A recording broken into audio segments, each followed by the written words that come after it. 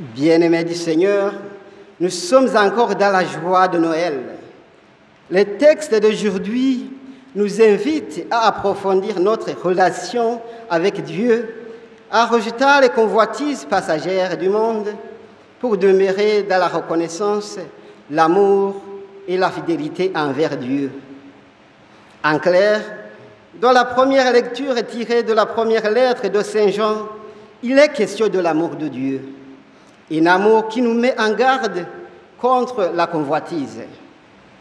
Étymologiquement, le mot convoitise vient du mot grec epithumia, qui signifie des désirs désordonnés, souvent dirigés vers les choses éphémères ou matérielles, c'est-à-dire les attraits du monde. Saint Jean nous enseigne que tout ce qui est du monde, tout ce qui vient du monde, passe, mais que seules les réalités d'en haut demeurent pour toujours. Le pape Benoît XVI souligne dans son encyclique Spe Salvi, qui signifie sauver dans l'espérance. C'est une encyclique publiée par le pape Benoît XVI le 30 novembre 2007. Ce titre est tiré de la phrase de Saint Paul dans sa lettre aux Romains, Romains 8, chapitre 8, verset 24, Spe salvi factissumus, qui se traduit « Dans l'espérance, nous avons été sauvés ». Il dit que les choses matérielles, par leur nature, sont insuffisantes pour donner un sens ultime à notre existence. Benoît XVI nous encourage à orienter nos désirs non pas vers des plaisirs éphémères, mais vers Dieu qui est une source d'espérance et de vie. Dans l'évangile selon saint Luc, nous voyons l'image de la prophétesse Anne, fidèle et qui consacre sa vie à Dieu par la prière et la louange.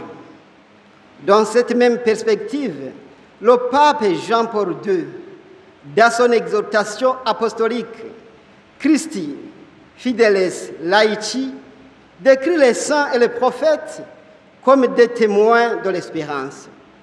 Il affirme que dans une culture marquée par le matérialisme, la vie de prière et de témoignage des croyants devient une lumière qui attire vers Dieu. Cela veut dire que notre vie spirituelle est une lumière qui éclaire le monde autour de nous.